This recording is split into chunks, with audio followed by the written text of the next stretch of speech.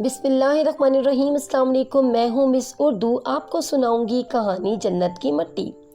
एक देहाती ने घारी मिट्टी की मदद से अपना घर बनाया। घर में छोटी सी 7 मसल्लों की मस्जिद भी बनाई, क्योंकि उसके 7 बेटे थे। तामीर मुकम्मल हुई तो उसने अपने बेटों को बुलाया और कहा, मैं चाहता हूँ कि मस्जिद की लिपाई जन्नत की मिट्टी से करूँ। तुम सब भाई जाओ और जन्नत की मिट्टी तलाश कर लाओ। बेटे परेशान हो गए कि जन्नत की मिट्टी कहाँ से लाएं। बाप का हुक्म था। 6 बेटे मिट्टी की तलाश में निकल खड़े हुए, जबकि सबसे छोटा और 7वां बेटा बीमार था। वो घर पर ही रहा।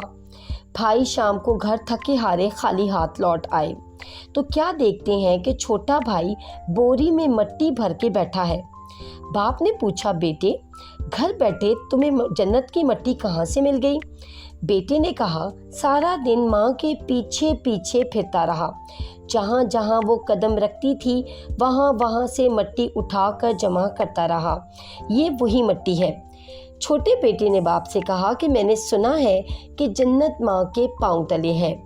इस कहानी से हमें ये सबक मिलता है कि माँ और बाप दोनों जन्नत में दाखिल होने का ज़रिया हैं। सिर्फ नेकी जन्नत में नहीं लेकर जाएगी, बल्कि माँ बाप की अताअत और फर्माबरदारी जन्नत में दाखिल होने का ज़रिया बनेगी।